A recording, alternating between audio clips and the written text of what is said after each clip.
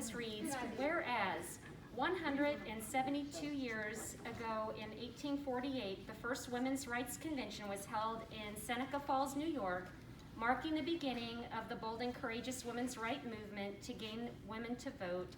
And whereas the women's right movement, as well as every other progressive social change movement, was made stronger by the women of Missouri from every race, class, and ethnic background who served on the front line and ultimately played an unique and critical role in Missouri's history. And whereas on June 4th, 1919, the United States Congress passed the 19th Amendment to the United States Constitution, providing the vote for women, and sent it to the states for ratification.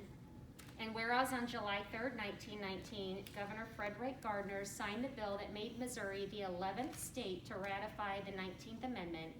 And whereas 100 years ago, on August 26, 1920, the 19th Amendment was certified by the U.S. Secretary of State Bainbridge Colby and became federal law.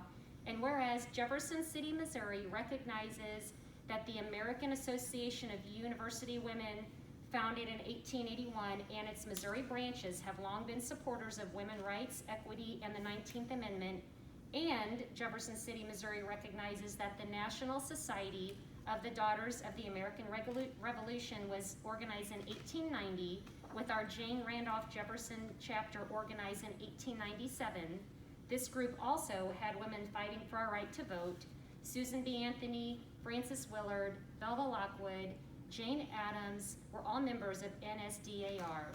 And whereas the citizens of Jefferson City appreciate the struggles of the suffragists and others who fought for our right to vote by all citizens, therefore I, Carrie Tergin, Mayor of the City of Jefferson, do hereby recognize the 100th anniversary of the ratification of the 19th Amendment and proclaim that August 26, 2020 is recognized as Centennial of the 19th Amendment Ratification Day.